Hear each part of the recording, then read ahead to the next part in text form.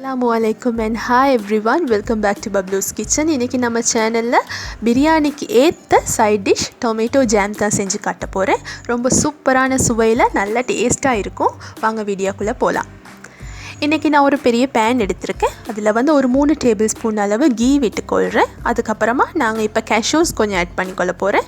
cashews உங்களோட விருப்பத்துக்கு ஏற்ற மாதிரி தான். அது வந்து நீங்கள் கூடுதலாக ஆட் பண்ணலாம், குறைவாக ஆட் பண்ணலாம். கூடுதலாக ஆட் பண்ணிங்கன்னா இன்னும் கொஞ்சம் நல்லா டேஸ்ட்டாக இருக்கும். இது வந்து நல்ல கோல்டன் கலர் ஆகிற வரைக்கும் நான் இதை வறுத்துக்கொள்ள போகிறேன்.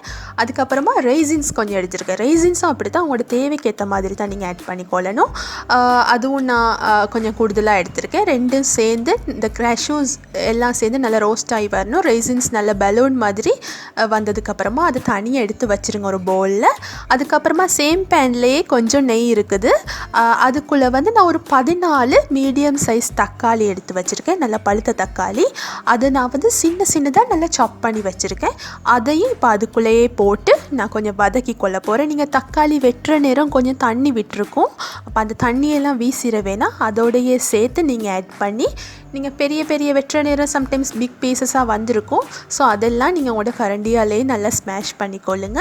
எல்லாம் நல்லா சின்னதாகி வரட்டும். ஆகவே நீங்கள் நசிச்சிட வேணாம். எல்லாத்தையுமே கொஞ்சம் கடிப்படுற பீசஸ் மாதிரி ஜாமில் இருந்தால் தான் கொஞ்சம் நல்லா டேஸ்ட்டாகவும் இருக்கும். பாருங்கள், இந்த மாதிரி கட்டத்தில் நல்லா எல்லாம் சேர்ந்து மேஷ் ஆகி வரணும்.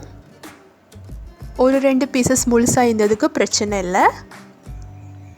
அதுக்கப்புறமா நான் ஒரு 22 அளவு சீட்லெஸ் டேட்ஸ் எடுத்து வச்சுருக்கேன். நான் வந்து உள்ளுக்குள்ளே சீட்ஸ் எல்லாம் ரிமூவ் பண்ணிவிட்டு ஒரு சின்னதாக நல்லா கட் பண்ணி வச்சுருக்கேன். அதை நீங்கள் வந்து 22 டேட்ஸ் தான் ஆட் பண்ணணும் அப்படின்னு இல்லை. இந்த ஜாமுக்கு நீங்கள் எந்த அளவு கூடுதலாக டேட்ஸ் ஆட் பண்ணுறீங்களோ உங்களுக்கு விருப்பமாக இருந்தால் இன்னும் கொஞ்சம் கூடுதலாக ஆட் பண்ணிக்கொள்ளலாம். ஒரு 20-25 அளவு கூட யூஸ் பண்ணிக்கொள்ளலாம்.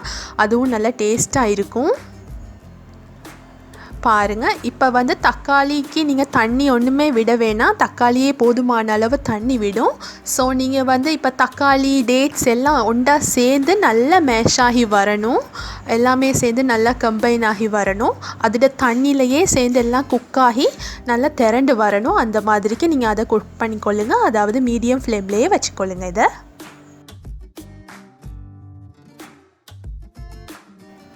இதை வந்து நீங்கள் வந்து ஃப்ரிட்ஜில் வச்சு ஒரு 2 வீக்ஸ் வரைக்கும் யூஸ் பண்ணிக்கொள்ளலாம். ஒன்றுமே கெட்டு போகாது, ரொம்ப நல்லா டேஸ்ட்டாக இருக்கும். பாருங்கள், இந்த ஸ்டெப்பில் நான் வந்து ஒரு 1/3 கப் அளவு சுகர் ஆட் பண்ணிக்கொள்கிறேன். நீங்கள் வந்து சுகர் வந்து உங்களோட தேவைக்கு ஏற்ற மாதிரி யூஸ் பண்ணிக்கொள்ளுங்க. ஆல்ரெடி நாங்கள் வந்து பேரிச்சம்பழமும் போட்டிருக்கோம், அதோட இனிப்பும் இருக்கும். அதுக்கப்புறமா நாங்கள் எல்லா ஸ்வீட்ஸுக்கும் போடுற மாதிரி ஒரு 1/2 டீஸ்பூன் அளவு நான் வந்து சால்ட்டும் ஆட் பண்ணிக்கொள்கிறேன். கொஞ்சம் இனிப்பை தூக்கி காட்டும்.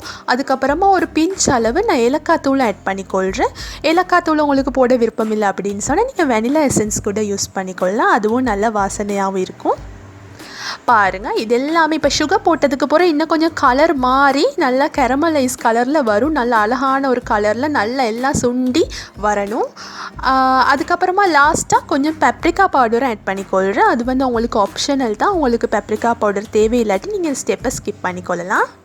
எல்லாம் சேர்ந்து நல்லா மிக்ஸ் பண்ணி விட்டுக்கொள்ளுங்க. இந்த மாதிரி கொதிச்சுட்டு வர ஸ்டேஜில் வந்து நீங்கள் ரோஸ்ட் பண்ணி வச்சுருக்கிற cashews-ஐயும் raisins-ஐயும் ஆட் பண்ணிக்கொள்ளுங்க. அவ்வளோதான். ஸ்விட்ச் ஆஃப் பண்ணிவிட்டு நீங்கள் ஹாட்டாவோ இல்லாட்டி ஹாட் ஆறுனதுக்கு அப்புறமோ நீங்கள் இதை சாப்பிடலாம். பிரியாணிக்கு மட்டுமில்லை, சூப்பராக தனியாகவும் சாப்பிடலாம், நல்லா இருக்கும். இந்த cashews raisins எல்லாம் கடிப்படுற நேரம் சூப்பர் சுவையாக இருக்கும். நீங்கள் வந்து கட்டாயம் ட்ரை பண்ணி பார்த்துட்டு எனக்கு ஃபீட்பேக் சொல்லுங்கள். நான் இதை பிரியாணியோட தான் என்ஜாய் பண்ணினேன். அதோட பிக்சர் லாஸ்ட்டாக அட்டாச் பண்ணியிருக்கிறேன், பாருங்கள். என்னோட சேனல் பிடிச்சிருந்தா மறக்காமல் சப்ஸ்கிரைப் பண்ணிக்கொள்ளுங்க. அதோட பெல் ஐக்கனையும் கிளிக் பண்ணிக்கொள்ளுங்க. இன்னொரு நல்ல வீடியோவில் உங்களை எல்லாரையும் சந்திக்கிற வரைக்கும் டேக் கேர், பை.